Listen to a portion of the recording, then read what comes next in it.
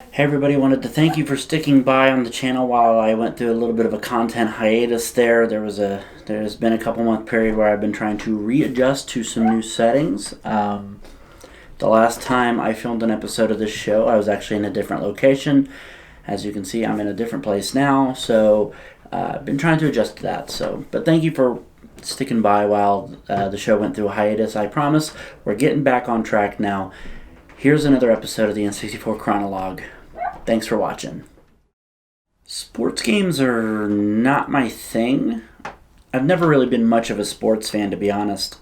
I get into and out of baseball from time to time, but I don't really get invested into any other sports. So imagine my surprise when I found a hockey game I actually enjoyed playing, despite being terrible at it, as you'll experience in the gameplay footage on today's episode. We're taking a look at Wayne Gretzky's 3D hockey on the N64 Chronologue.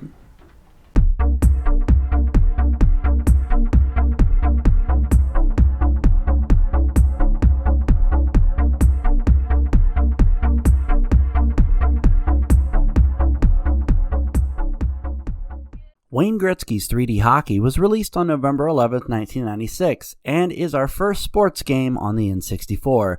Believe me when I say it's the first of many, many sports games. We will get to a lot of them in the coming weeks and months. The game was originally an arcade game, however, releasing just about a month before, so this is actually a port. Since it is an arcade hockey game, the game features arcade-style hockey, rather than realistic hockey. Honestly, I think that's a lot of why I like playing it. It's not meant to be a realistic hockey game. It's meant to be a fun 4-player game.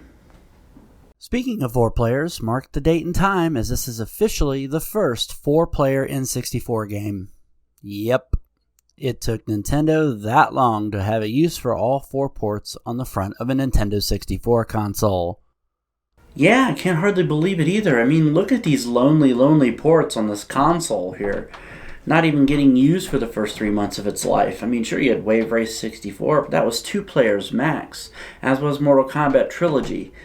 Gretzky was the first true 4-player experience on the Nintendo 64. As mentioned before, the game is arcade style as opposed to traditional hockey, so there are things in this game that wouldn't fly in a normal hockey game, such as power saves, which make the goalie turn into a brick wall. No, literally, he turns into a brick wall. That's weird. Also, power shots, which will knock the goalie senseless or engulf the net in flames. And power checks. That's just for people who want to watch the world burn. On the Nintendo 64, the game was published by Midway. Didn't we just cover a Midway game in the last episode? Oh yeah, Mortal Kombat Trilogy. So surely there must be some similarities, right? Yeah, in fact, there's fighting. No, really, you can fight other players. I mean, it's a pretty rudimentary system as compared to a game like Mortal Kombat Trilogy, but it does work. I mean, you don't really need a complicated fighting system for a game primarily about hockey. So since there's an actual hockey player named in the title of the game, are there other hockey players in the game? Well, yeah, the game is officially licensed by the NHL and the NHL Players Association.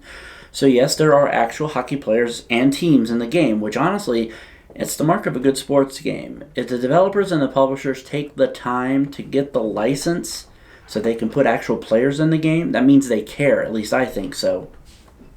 The licensing thing comes natural, though, as this is actually the second game in a 3-year deal for Gretzky. The first one was Wayne Gretzky and the NHLPA All-Stars on SNES.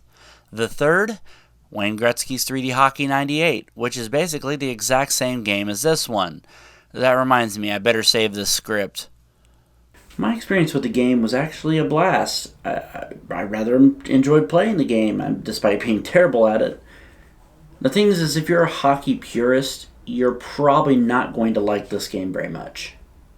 And that's the thing that turned a lot of people off about Gretzky. I mean, it does have a simulation mode, which disables a lot of the features in arcade mode and makes the game feel more like a standard hockey game, but the thing is that even that doesn't completely feel like a standard hockey game.